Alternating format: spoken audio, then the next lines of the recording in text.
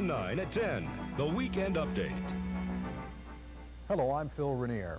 Up to 2,500 people are thought to be trapped tonight after that volcanic eruption in Colombia. Rescue efforts are going full steam this weekend, despite reports the government may be about to abandon its search for survivors. Alan Webb has all the latest.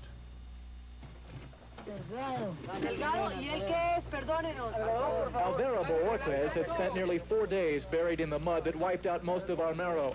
A handful of rescue crews heard his cries for help Saturday morning and began digging through the rubble of his ruined home. As volunteers moved mud with shovels, picks in their hands, 2 doctors worked to keep him alive. Among the debris pulled out of the hole were his son's bicycle trophies and clothing from a metal cabinet which was pinning him. Workers told us, ironically, that same cabinet saved his life.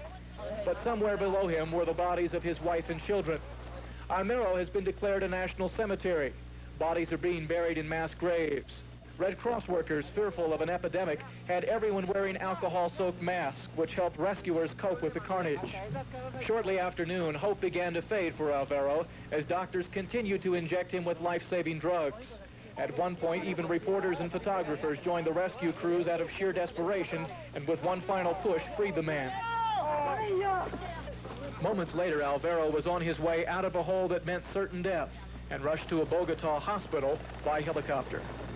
Alan Webb for CBS News, Armero, Colombia.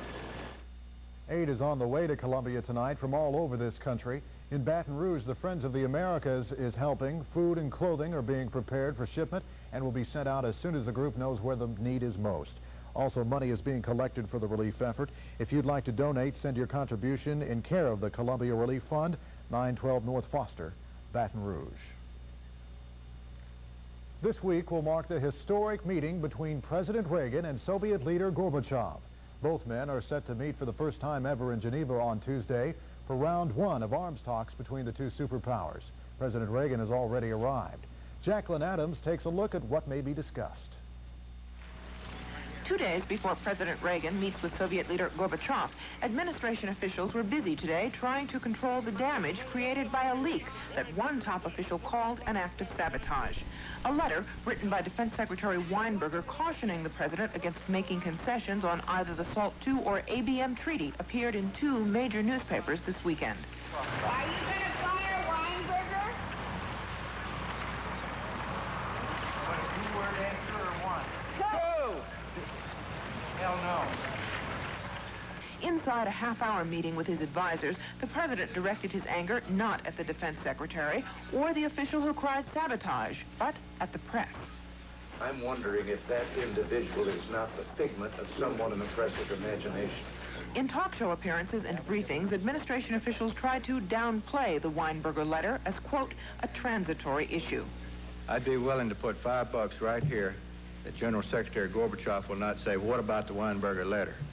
But the media-conscious Soviets were quick to call the letter damaging. An article, if that's true, what he's saying, then this is a direct attempt to torpedo the whole arms limitation process. While the press and White House aides were preoccupied by the controversy, President Reagan relaxed, walked with his wife, and viewed the mansion in which he will greet General Secretary Gorbachev on Tuesday. The line White House officials wanted to convey today was that President Reagan has examined the United States' past roller coaster relationship with the Soviets and wants to chart a new course. Peaceful coexistence with the knowledge that differences between the superpowers won't go away. Jacqueline Adams, CBS News with the President in Geneva. Hospital architect Perry Segura faces cross-examination tomorrow by federal prosecutors as the Edwin Edwards trial continues in New Orleans.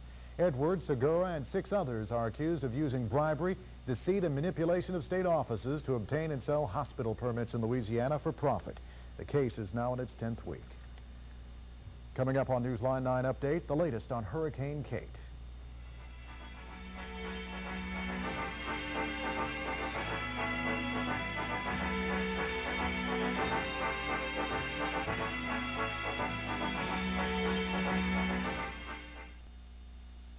U.S. officials hope to close the books this week on 4 MIA cases from the Vietnam War. They left Hawaii last night for Vietnam, where they'll search for the remains of the men. The delegation is taking all the equipment necessary to dig up a B-52 crash site near Hanoi. It's believed 4 U.S. servicemen died in that crash in 1972.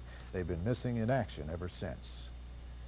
An envoy from the Church of England could have terms for the release of 4 Americans being held hostage in Beirut tonight. Looking tired and somewhat dejected, Terry Waite left Beirut hoping to come to Washington.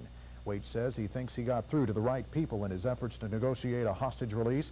Now he wants to talk to American officials. The guru who created national controversy when he settled in rural Oregon is back in India tonight. The Bhagwan Rajneesh was greeted by more than 200 followers when he arrived in New Delhi. The guru was kicked out of the U.S. after he admitted to lying on his visa application and conspiring to arrange more than 400 marriages to help followers avoid immigration laws. A high-ranking city parish official is talking tough this weekend when it comes to garbage pickup. He says he's putting his foot down on what he calls a work slowdown by city parish garbage collectors. Pam Wilson has more. Garbage like this was not picked up in some Baton Rouge neighborhoods this Saturday. A DPW spokesman says that's because workers couldn't get to it during their regular 8-hour day. Well, they didn't pick it up this weekend, and I'm quite upset about it. I think the city should do a more better job with their garbage. I can understand what the garbage men, you know, I can understand their point of view, but they also got to look at us. We have, you know, we need our trash to be picked up, you know, more than once a week. Teamsters President Henry Kinchin says a slowdown by city garbage workers should come as no surprise now that garbage will be collected by private companies starting in January. However, Kinchin adds the slowdown is not an organized scheme by union members. He says it's merely a group of individuals who resent what the city has done. City officials disagree. They're his individuals. All of them are Teamsters. If he doesn't want to claim that it's a union activity, I'm not saying that it necessarily is, but by the contract, that's who we go to, that we're not going to tolerate any slowdown, any half-stepping. If his men can't do the job, won't do the job properly, then I'll bring BFI in much earlier than they considered. Monsour says BFI needs a 4-day advance notice before taking over the garbage collection for the city. Pam Wilson, Newsline 9. And Hurricane Kate is still moving westward. Still moving westward, slight west-northwestward movement right now. And we're going to take a look at the latest satellite image of that storm. All right, okay. Stay with us.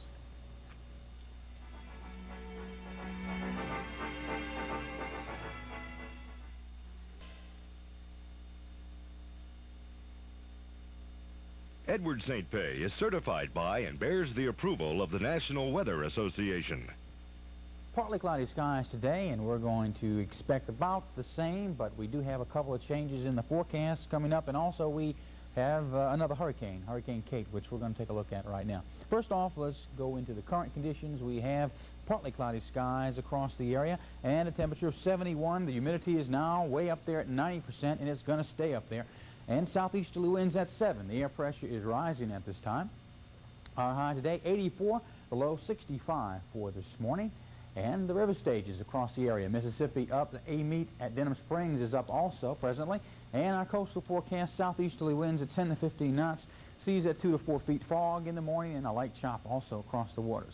Okay, our first image is going to be the image of Hurricane Kate. And Hurricane Kate is just east of Grand Turk Island, which is in the southeastern Bahamas, and also about 675 miles east-southeast of Miami. The storm is now moving west-northwest. It's moving west-northwest at about 10 to 15 miles per hour, and winds are up to 90 miles per hour. And some strengthening is expected over the nighttime hours. Here you can see the coordinates, latitude 21.5 north, longitude 70.6 west, and this red here you see is indicating the center of the storm, or let's say the heaviest activity in the association. You see the little eye right there in the middle. We'll have to watch this closely tonight and over the next couple of days. Mike Graham, Diane Deaton will be here tomorrow, and we'll keep you updated on this hurricane, which could be, if it makes landfall anywhere across the United States, it could be, it will be the latest season hurricane ever recorded, so we will watch it very closely. Back across the continent at this time, you can see basically that old cold front now working back as a warm front. Let's zoom in on it and take a closer look, and you can see the warm front across the eastern areas of Texas now pushing back northward. As the system moves back northward, it's going to mean that we're going to get back and stay in the southerly flow. A lot of warm air across the area for the next couple of days. Tomorrow even, about 85 degrees for the high. On super radar, in conjunction with that warm front, here's some showers. These are way up there, and we're not expecting any rain across the area for tonight. Very little for tomorrow, mostly partly cloudy skies. For tomorrow, as that warm front dissipates, we'll see a new cold front dipping down in through western Texas, and that front, if it continues moving our way, could be here by late this week, which would mean a chance of showers as we get in through possibly Wednesday and Thursday, and possibly by the end of the week some cooler air. So hopefully this front will be strong enough to push on through. Meanwhile, for tonight and for tomorrow, a lot of snow up through the northwest into the Rockies. Bitterly cold air tonight moving in through Montana. Tomorrow, a lot of this area will be in the teens, and that's for the high. So you can see very cold air now starting to spill in from Canada. That's good news. Hopefully some of that will make it our way over the next few days.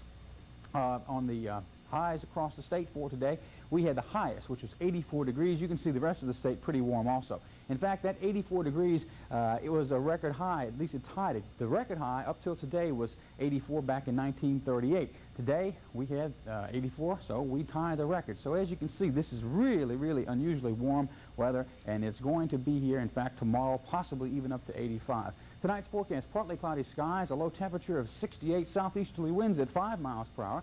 Now, for tomorrow, there won't be very much of a change. There's no cold front pushing in, or there's nothing pushing anything out to change anything, so partly cloudy skies, some intermittent cloudiness, a high of 85, southerly winds at 10 miles per hour, and then for Tuesday, we're expecting a continuation, cloudy to partly cloudy skies, showers a 30% chance. That cold front will be edging in from the west, a low of 65 and a high temperature of about 78 to 79 degrees. So not much change over the next couple of days.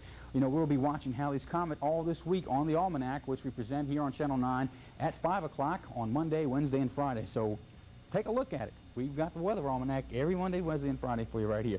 And there are your coordinates once again of Hurricane Kate, 21.5 north, 70.6 west. It's about 675 miles east-southeast of Miami, moving to the west-northwest at 10 to 15, maximum winds at 90 miles per hour. And something very unusual and something we'll watch for you over the next 24 hours. Okay, thank you, Edward. Well, the Saints do it again. It's getting pretty predictable, isn't it? Yeah, it certainly is. Well, we're going to show you that, but we got something better ahead of that, the Bears and the Cowboys coming up. All right, stay with us.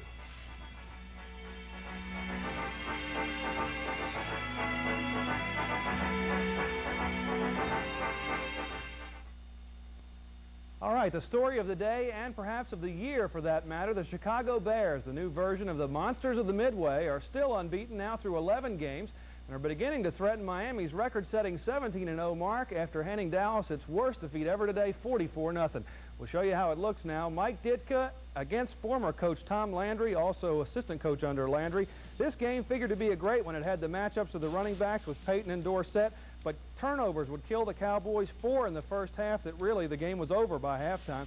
Here you see the Bears coming up with 1 of the 4 turnovers. The second of 4 turnovers cost the Cowboys a touchdown. White back to pass. It's batted in the air by Dan Hampton. Richard Dent picks it off in the air. A 1-yard TD interception return, and the Bears go up by a score of 7-0. Remember, Chicago was without Jim McMahon. Steve Fuller filling in, directs a scoring drive here, a 3rd and 8 pass to Tim Reitman. 28 yards to the Cowboy 20, a field goal made it 10-0. Dallas played much of this game without Danny White. He goes out on this play. Otis Wilson putting him on the sideline with a concussion. Gary Hogaboom had to step in, and he throws an interception on this play. It's picked off by Mike Richardson. He takes it all the way coast to coast for the score. The Bears were up 17-0 still in the second quarter. Tom Landry has never had a day like this one. Then Refrigerator tries to get in the act from the 2-yard line. He got close to the goal line, not quite though. Fuller would take it in to make it 24-0. Then in the third quarter, Refrigerator tries to make a block and did a darn good job. Watch as he gets his man down. That's not enough though. Then he's got to try to block a few more people, and when he doesn't get there in time, he decides he'll just try to carry Walter Payton across the goal line. Of course, they drew a penalty for that one and eventually ended up with another field goal. Peyton didn't need any help on this one as he goes over 1,000 yards for the 9th year in a row, over 100 yards for the 6th game in a row. That set up another field goal to make it 30-0. They go on to a 44-0 win over the Cowboys. We have yet to reach our potential, because today the offense was a little sluggish. The defense kind of pulled us through, but if we get Jim back and the way things are going, we could score 60 points on somebody. You can't use your hands on offense in the National Football League. Well, I didn't want everybody to pile on Walter trying to get it. I was trying to get him off Walter so Walter can get in the end zone. Did Mike Ditka say anything to you about it later? No, the other coaches told me, you can't do that. And so you know now you can't do it, right? Yeah, you don't explain things like they happened today. Our defense was, they were inspired and they played hard. And when they scored the first 14 points or whatever it was, I just think it took a lot of air out of the Cowboys. I mean, they just didn't feel they could handle our defense. All right, on a less surprising note, the magic number for Bum Phillips as coach of the New Orleans Saints now down to 1 after the Green Bay Packers dismantled the 3-8 Saints today in Milwaukee 38-14. Phillips says he's quitting if the Saints don't win 5 of their last 6. Well, now it's down to 5 of the last 5, and of course that's just not going to happen. We'll show you the action from today as the Saints got behind early and often. Bum was looking to see who could he put in. Well, he tried to put in Bobby Hebert, the Cajun cannon, but it made little difference. We pick up the action with Green Bay ahead 3-0, second quarter action, and Philip Epps takes Brian Hanson's punt. Brian had 1 of 10 yards to play before this. This is a return of 46 yards. All the way down to the Saints 34. Then Lynn Dickey goes on top the next play afterward, finding Eddie Lee Ivory down the middle of the field all the way down to the Saints 11. Then Dickey looks to number 60, Blakemore. He was the right tackle as they lined up. He sneaks across, tackle eligible on this play. Gets the touchdown pass. That makes it 10-0 Green Bay in the second quarter. Then Dickey finds Epps in the end zone, still before halftime. That made it 17-0. You could tell the Saints were out of it already. Watch them try to play catch-up offense with Earl Campbell. This is the kind of play calling they were using at 17-0 down. You can see that one didn't work. And when they did threaten to score right before halftime around midfield with 30 seconds left in the half, Bobby Hebert found the same thing Dave Wilson found 17 times in the last 2 weeks. The bottom of the turf. That still score was 17-0. They made it 24-0 when Jerry Ellis breaks free and carries tacklers into the end zone. That makes it 24-0. And defense finally got the Saints' first score. Bum can't believe it. Terry Hogue would get them in the end zone with an interception return of 54 yards on this play. He steps in front of Epps on this one, coasts into the end zone. By this time, the outcome was decided. That made it 24-7. One other interesting note, Bobby Hebert, USFL refugee, gets his first NFL touchdown as a receiver. Now Jerry Green has more on 4 other important NFL games. In Atlanta, Gerald Riggs scored the Falcons' first touchdown against the slumping Rams, making it 10-0.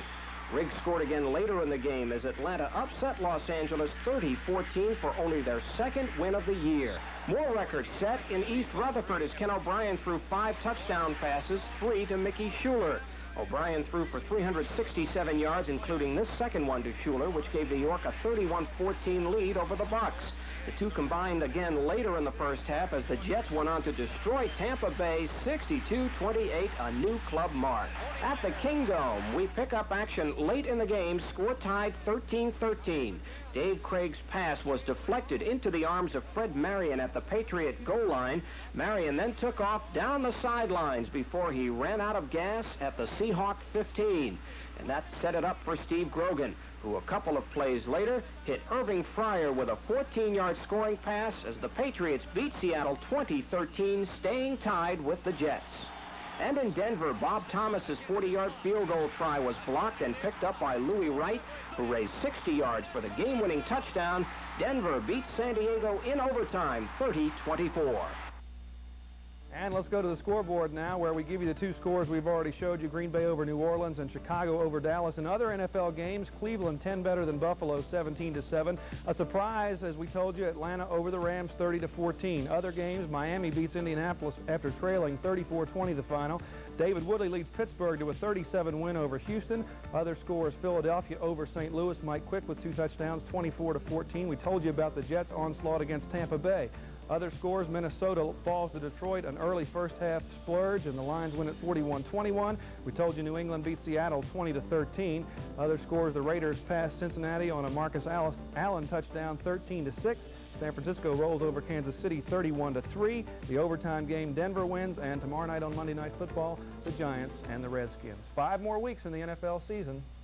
Too bad the Saints aren't going to be in it. Oh, I tell you, the Bears look so tough. Yeah. I get excited just watching them. Nobody's ever beaten Dallas like that before. Okay, we'll be back in just a minute. They're celebrating in New York. It's a birthday party for one of America's oldest drinks, bourbon. In 1785, Bourbon County was created in the territory called Kentucky. Bourbon County would have been probably famous for something else. Certainly its horses and its tobacco, beautiful women. It's the same limestone water, the water of life, which favored horses, that flavors another well-known Kentucky product, bourbon. Since the American Revolution, only one family still continues the tradition of distilling that distinctive brew. The father and son, both William Samuels. Bourbon made its own name by going in barrels down to New Orleans.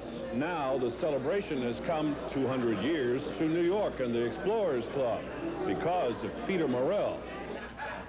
A New York wine merchant with intent to honor the palate. Why does a wine merchant celebrate bourbon? He celebrates it because man does not live by Lafite alone. And people think that I drink nothing but the finest wines every night, but it isn't true. It's a very important part of our heritage. Bourbon grew up with the settlement of the West. Kentucky is really the filter through which the rest of the West settled through. Along with several awards, recipes for shrimp, various sautés, slipping into several special guests from Kentucky and New Orleans and New York, celebrating a bourbon bicentennial with a legend which anyone, almost anyone, would say, I'll drink to that. Will Murphy out and about in New York for CBS News. And that's Newsline 9 for the weekend. Thanks for watching and have a nice week.